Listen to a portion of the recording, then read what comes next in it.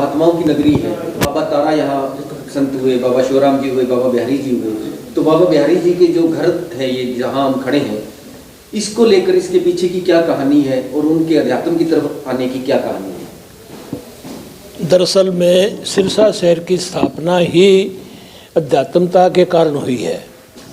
दो स्थान थे यहाँ, बाबा सरसाईनाथ का डेरा और अब्दुल शकूर की दरगाह। ख्वाजा अब्दुल शकूर जो चिल्ला साहब है, ये ख्वाजा अब्दुल शकूर की दरगाह थी।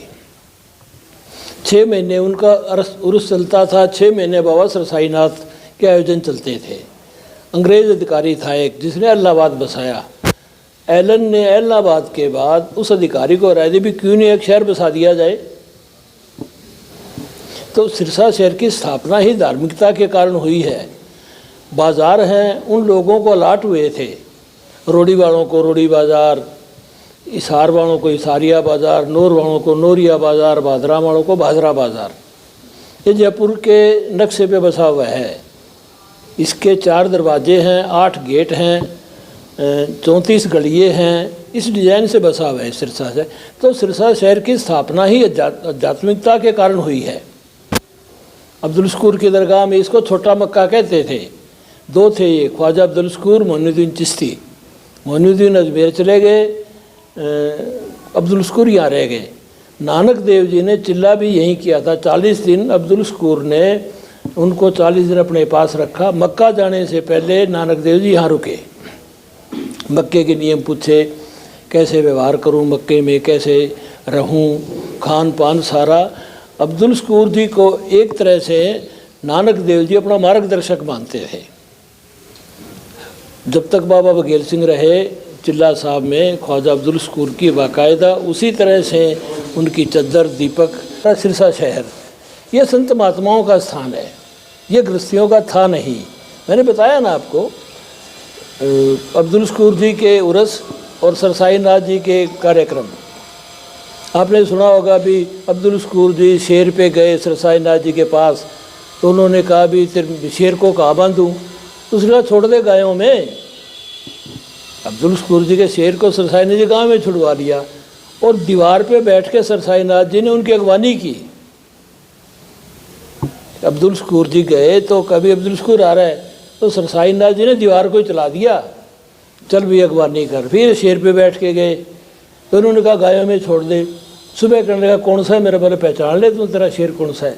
ये बताते होंगे आपको सरसाईनाथ जी वाले। तो ये आध्यात्मिक लोग ही आए इसमें। ज़्यादातर लोग सिरसा शहर में कारोबार करने ही आध्यात्मिक लोग आए, जो मानते थे भी चलो और कुछ नहीं है। तो अब्दुल शकूर ख्वाजा की दरगाह पे कार्यक्रम चलते हैं। तो ये पता है क्या है, ये कितने सालों से भारत में मुसलमान रह रहे हैं। आज 90% मुसलमान वो हैं जो पहले से हिंदू थे। ये जो आपका जो ज़्यादा बोलता है ओवैसी, इसके दादा हिंदू थे। इसकी वंशावली देखो आप, इसकी 3री पीढ़ी हिंदू थे। सारे वर्तमान में जो मुसलमान हैं, ये रामपुर वाला, सपा वाला, क्या नाम है उसका, आजम खान, उसके परदादा हिंदू थे। इसके आपके क्या नाम है, कश्मीर वाले के फारूक अब्दुल्ला, इसके एक पीढ़ी पहले हिंदू थे। शहनवाज सारे बताते हैं ना भाई हम तो थे ही हिंदू। पता है क्या है, राम को क्यों अभी उठा रखा है भारत वालों ने, इसके पीछे बहुत बड़ा कारण है। हमारे संविधान की संरचना में सबसे पहले एक पृष्ठ रामायण की फ़ोटो है, उसमें राम को बैठा दिखाया है, राम और सीता को हनुमान पास खड़ा है। संविधान की सबसे पहली फ़ोटो ये है। राम साधारण राजा नहीं था, राजाओं जैसा कोई व्यवहार राम में नहीं था। वो सबरी के जूठे बेर भी खाता है, विश्वामित्र के चरणों में भी लेट जाता है दंडवत, वशिष्ठ को प्रणाम करता है, अत्रेय के पास जाता है, समझे ना। गौतम की परित्यज्ञ महिला को जीवित करके, अब पत्थर का बनाना किसका बाइकाट कर देना पत्थर के बराबर है। उसको दोबारा अहिल्या बोलते हैं उसको, तो उसको दोबारा से उठाया, अपने साथ लगाया उसको समाज में दोबारा। तो आमतौर पे राजाओं जैसा अहंकार राम में नहीं था। राम एक तरह से भारत की पहचान है। इंडोनेशिया में रामलीलाएँ होती हैं, मलेशिया में राम के मंदिर हैं, किसी और के नहीं है। राम एक तरह से जीवन शैली है, राजाओं के लिए, खासकर प्रजा के लिए भी है। एक भालू को प्रणाम करता है, एक गिद्ध के चरण स्पर्श करता है। आमतौर पर राजाओं में ऐसे लक्षण देखने को नहीं मिलते। इसीलिए जब भी बात आती है तो राम राज्य की कल्पना करते हैं, राम राज्य की कल्पना करते हैं। और किसी राज्य की कल्पना क्यों नहीं करते? युधिष्ठिर के राज की कल्पना क्यों नहीं करते? दुर्योधन की कल्पना क्यों नहीं करते? तो राम जो है ना, राम एक दर्शन है, एक विचार है। तो सिरसा जो शहर है ना, ये आम तौर पे इसकी जड़ें अध्यात्म पे हैं। या कोई आदमी आ जाए, कितने यहाँ हर 1 साल के बाद एक नया वो क्या कहेंगे उसको, स्थान खड़ा हो जाता है। किसी और शहर में होता है ऐसे? 6 महीने के बाद आप देखो जी, अभी ये वो है, ये वो है, ये वो है, ये वो है। किसी भी शहर में देखो आप, इतने धार्मिक स्थान हैं, इतने भंडारे होते हों। कोई बड़ा शहर ऐसा नहीं, स्थान ऐसा नहीं भारत में जहाँ सिरसा का लंगर ना जाता हो। कहाँ है वो? नासिक के पास है, शिरडी के पास सिग्नापुर।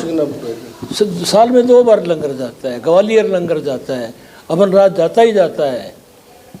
कहाँ कोई ऐसे स्थान है भारत का? साला ये इस भूमि में है भैया। अब ये पूछना था कि बाबा बिहारी जी जो है अध्यात्म की तरफ कैसे आए और उनका जन्म कब हुआ?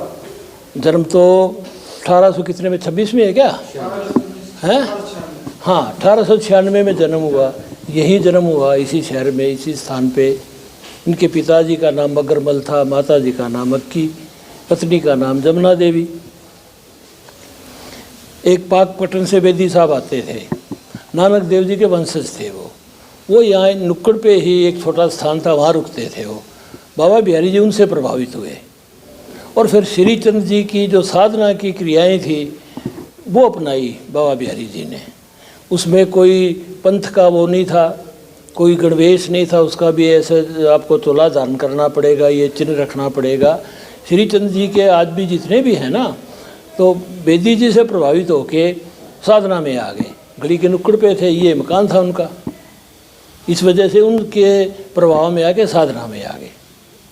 और ये जिस स्थान पे हम खड़े हैं, ये स्थान धीरे धीरे धीरे इनके पास आ गया, इनके पिताजी के पास, सतीश जी के पास, कुंदरलाल जी के पास।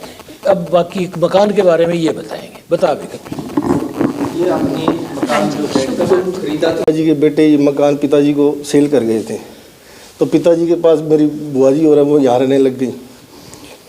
तो बाबा जी, पिताजी के मन में थोड़े टाइम बाद आया कि बाबा जी का मकान है तो अपने बाबा जी को समर्पित करना है। तो पिताजी ने ताऊ जी से भी कई बार बात की भी आप बाबा जी को संभालने दें। मेरे पिताजी आज से 6 साल पहले गुजर गए थे, तो मेरे मन में भी कई बार विचार आया कि पिताजी की जो बात है उसको पूरी की जाए। तो बाबा जी का जन्मदिन था, मैं वहाँ गया, तो मैंने ताऊ जी को विचार की बाबा जी का अपन मकान लेना है। मेरे बारे में बता रहे हैं? हाँ जी। तो जन्मदिवस के मौके पर ये बाबा जी को हमने समर्पित किया जी। तो मेरे पिताजी की वचन थे, हमने वो पूरे किए। ये स्थान इस तो तरह है। जैसे ये मकान आपके पास पहुंचा था, तो उसके बाद वो मकान वैसा ही रहा या उसमें वैसे कुछ का चेंज वैसे हुआ? वैसे का वैसे जी, एक कील भी इधर की उधर नहीं हुई। जी। मतलब बाबा जी ने चुना ही पिताजी को था भी, वही इस मकान को संभाल के रखते हैं। और फिर उसके बाद बाबा जी को समर्पित हो गया जी। अभी फिलहाल इसमें क्या कुछ चले जा रहा है क्या? इसमें काफ़ी मतलब काम हुए हैं। मतलब बाबा जी का स्थान तो वैसे का वैसे ही आज भी है, मतलब इसको परिवर्तन करके बहुत अच्छा बना दिया है जी। और कब तक ये तैयार हो जाएगा और लोग क्या यहाँ दर्शन करने के लिए आएंगे? बिल्कुल आएंगे जी, बिल्कुल जी। ये तो हमारे ताऊ जी की बड़ी मेहनत है, इसमें इन्होंने बहुत संभाला है जी। नहीं, जैसे आपने इस मकान को संभाले रखा वैसे ही रहा और अब इसमें परिवर्तन हो रहा है, तो कभी ऐसा हुआ है कि कभी जैसे दर्शन हुए, बाबा जी का कोई आदेश हुआ हो? बाबा जी के आशीर्वाद से भरपूर ही हुआ है जी, जो भी हुआ। जब से मकान आया था ना जी, उसके बाद फल फूल आई है जी। कब से दर्शनों के लिए ये हो जाएगा? ये ताऊ जी बताएंगे जी कब तक हो जाएगा। ताऊ हाँ जी बापी, कब तक जी तैयार हो जाएगा? स्थापित हो जाएगा बाबा जी का? शायद मार्च अप्रैल तक हो जाएगा, क्योंकि अभी काम बाकी है। ऊपर ये फर्स्ट फ्लोर पे काम चल रहा है, कमरे बन रहे हैं, वो कंप्लीट होंगे ना, उसके बाद फिर स्वरूप भी एक नए आएगा यहाँ। आम स्वरूपों जैसा नहीं आएगा। एक सवाल मेरा होता है, कांडा परिवार का क्या स्वभाव रहता है हमेशा इस स्थान के बारे में, जिस स्थान पे हम खड़े हैं, उनका तो नैतिक सहयोग है। कपिल भाई ने स्थान भी दिया, आर्थिक भी इन्होंने काफ़ी सहयोग किया इस स्थान के लिए, और भी अपने जानकार लोगों से आर्थिक सहयोग करवाते हैं। यहाँ तकरीबन पैसा इस परिवार का ही मानो आप, इनके मित्रगण हैं, इन्होंने है, एक राजकुमार है, राजू को क्या नाम है? हाँ जी, राजू कपड़ा रहेगो, हाँ राजू नरूला, राजू नरूला, गुरुमुख जी कोत्र हैं, है जी। संस्था के जो भी मेंबर जुड़े हैं, हाँ, सभी सहयोग देते हैं जी इसमें, संस्था और बढ़ चढ़ के सहयोग दे रहे हैं। और आज ये स्थान देखो, मालिक की कृपा से बहुत मतलब यहाँ आगे दिल लगता है। इन्होंने आर्थिक सहयोग काफ़ी दिया है कपिल जी ने, और अपने जानकार लोगों से भी दिलवाया है। यहाँ ना काम ही जुम्मे लगा देते हैं, मतलब यूँ पैसा कम लेने के बजाय ना काम जुम्मे लगा दिया भी, तो कितना तेरी श्रद्धा इतनी गई, ये काम तो करा दे भी। तो वो अब जैसे ऊपर का काम कृष्णा देख रही है सामने, तो उसी वो ही देख रही है